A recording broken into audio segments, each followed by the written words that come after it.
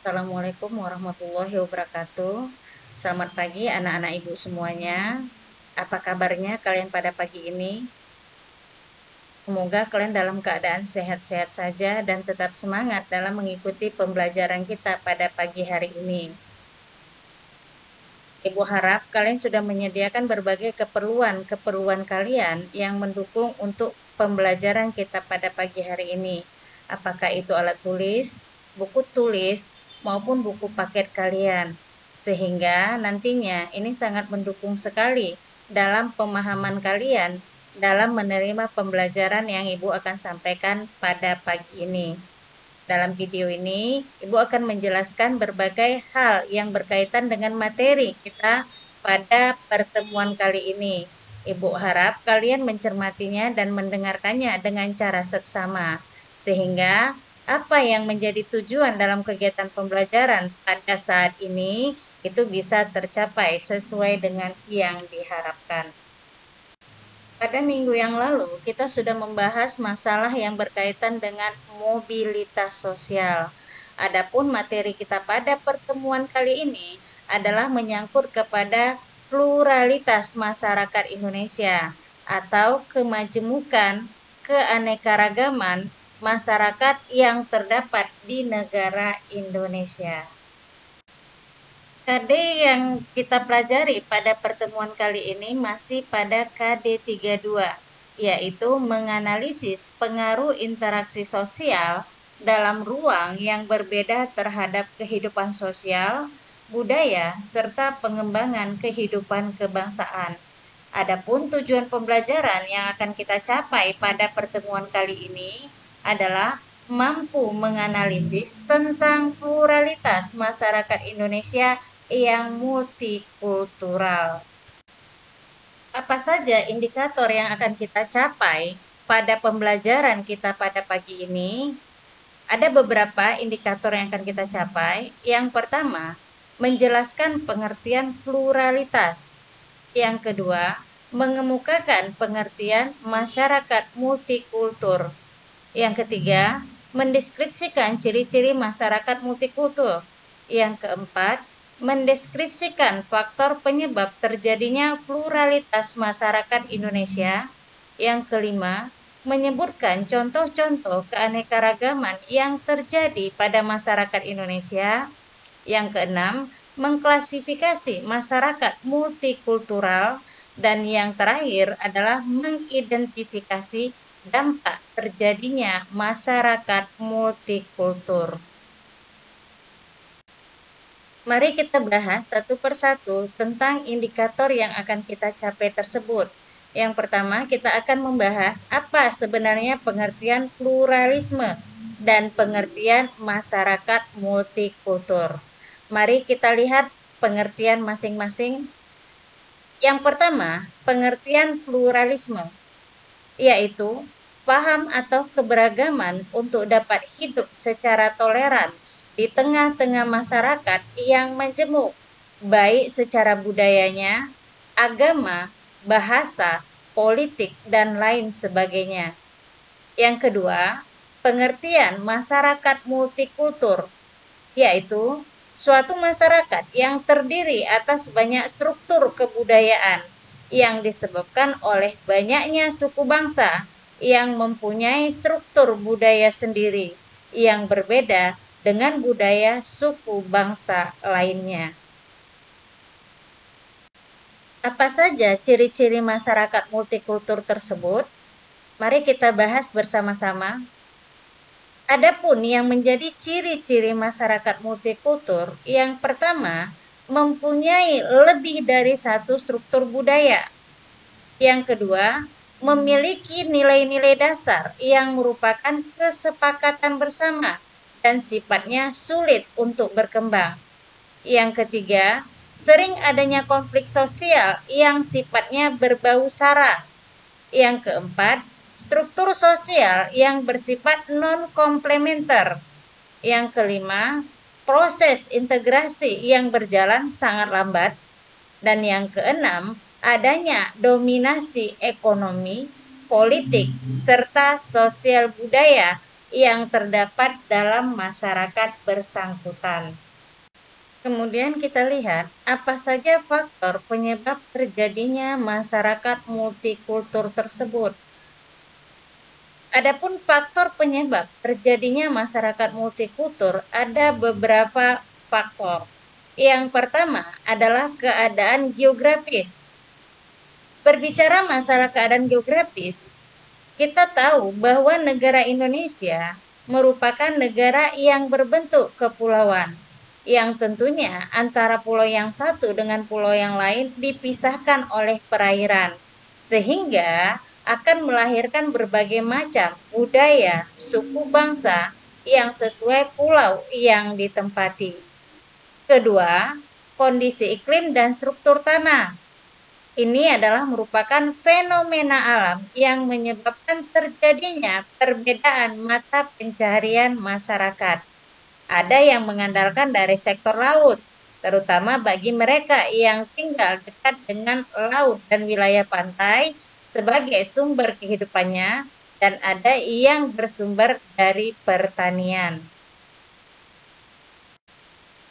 Yang ketiga adalah faktor sejarah. Indonesia pernah dijajah oleh bangsa lain dalam jangka waktu yang lama, sehingga banyak penjajah yang menikah dengan orang Indonesia, yang tentunya ini akan menimbulkan kekayaan budaya dan ras yang baru, yang menambah budaya yang sudah ada di negara kita. Yang keempat, pengaruh budaya asing. Nah, kenapa bisa muncul pengaruh budaya asing? Ini dapat terjadi karena perkembangan teknologi yang mempermudah anak-anak mengakses internet dan siaran televisi, yang tentunya tontonan yang mereka lihat dan mereka saksikan sangat berpengaruh sekali terjadinya pencampuran budaya lokal dengan asing. Yang kelima, keanekaragaman agama dan ras. Banyaknya agama dan ras atau suku bangsa yang terdapat di Indonesia ini juga bisa menjadi faktor terjadinya masyarakat yang multikultural, karena masing-masing agama dan ras yang ada ini memiliki aturan-aturan tersendiri yang tentunya membedakan dengan agama yang satu dengan agama yang lain, maupun antara suku bangsa yang satu dengan suku bangsa yang lain. Adapun contoh-contoh keanekaragaman masyarakat Indonesia ini bisa kita perhatikan. Yang pertama, bahasa. Bahasa yang digunakan di negara Indonesia itu ada dua jenis, yaitu bahasa nasional. Inilah bahasa pemersatu yang sering disebut sebagai bahasa Indonesia. Dan yang kedua adalah bahasa daerah yang biasanya dimiliki oleh masing-masing suku bangsa. Yang kedua, rumah adat masing-masing suku bangsa, yang tentunya rumah adat tersebut akan berbeda-beda bentuknya antara suku bangsa yang satu dengan suku bangsa yang lain. Yang ketiga, ini bisa kita lihat dari pakaian adat tiap-tiap daerah. Yang keempat, tarian dan pertunjukan. Yang kelima, senjata tradisional masing-masing daerah, yang ini menjadi ciri khas daerah-daerah tertentu, yang tentunya tidak sama antara senjata suku bangsa yang satu dengan suku bangsa yang lainnya. Yang keenam, lagu daerah. Dan yang ketujuh, upacara adat yang ada di setiap daerah. Nah, inilah yang menunjukkan bahwa adanya perbedaan-perbedaan antara suku bangsa yang satu dengan suku bangsa yang lainnya, yang menunjukkan bahwa masyarakat Indonesia ini memiliki keberaneka-ragaman. Kita lihat berikutnya, klasifikasi masyarakat multikultur. Yang pertama, berdasarkan dari kekuatannya. Ada beberapa hal di sini yang akan kita pelajari. Yang pertama, warga atau kelompok yang kompetisi seimbang. Yang kedua, masyarakat minoritas, dominan atau kelompok hanya skala kecil saja. Yang ketiga, masyarakat mayoritas, dominan, atau kelompok masyarakat yang dominasi banyak.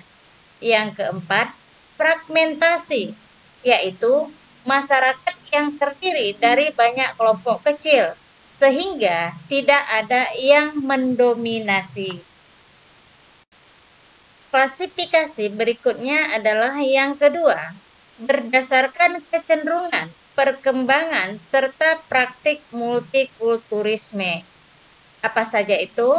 Yang pertama, multikulturalisme isolasionis, yaitu merupakan sekelompok masyarakat multikultural yang menjalani kehidupannya secara otonom dengan cara interaksi antara kelompok atau minimal dengan satu orang. Yang kedua, multikulturalisme akomodatif merupakan masyarakat yang mempunyai kultur dominan, sehingga kaum yang minoritas harus bisa menyesuaikan, dan kaum mayoritas memberikan kebebasan untuk kaum minoritas agar tetap bisa mempertahankan kebudayaannya sendiri. Berikutnya adalah multikulturalisme otonomis, yaitu merupakan kehidupan masyarakat yang berusaha untuk hidup bersama dan menciptakan kesetaraan sebagai salah satu budaya mereka. Dan yang keempat adalah multikulturalisme kosmopolitan, adalah merupakan sebuah jenis sistem masyarakat yang berusaha menghilangkan batas-batas kultur atau budaya dalam kehidupan mereka, sehingga akan tercipta sebuah lingkungan masyarakat di mana setiap individu tidak terikat budaya tertentu. Nah, apakah ada dampak terbentuknya masyarakat multikultur tersebut? Tentunya, setiap sesuatu memiliki dampak atau pengaruh. Bisa dia berdampak positif dan bisa juga berdampak negatif. Sama halnya dengan masyarakat multikultur tersebut. Adapun yang menjadi dampak positif dari masyarakat multikultur, yang pertama, terjadinya konflik dalam masyarakat bisa terselesaikan dengan damai. Yang kedua, ada rasa saling berbagi, membantu, berteman, dan menghargai antara sesama masyarakat. Yang ketiga, memberikan ruang bagi masyarakat saling terbuka dan berhubungan sosial.